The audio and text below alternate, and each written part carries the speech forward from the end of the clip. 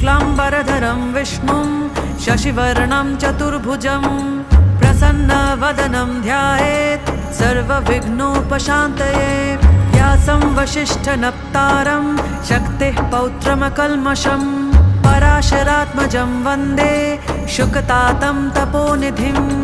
व्यासाय विष्णुरूपाय व्यासरूपाय विष्णवे नमो वै ब्रह्मनिधये वासिष्ठाय नमो नमः।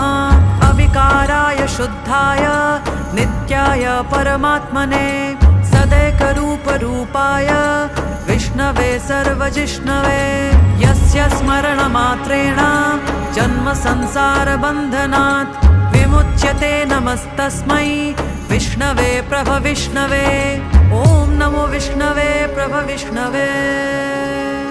श्रीवैशम्पायन उवाच श्रुत्वा धर्म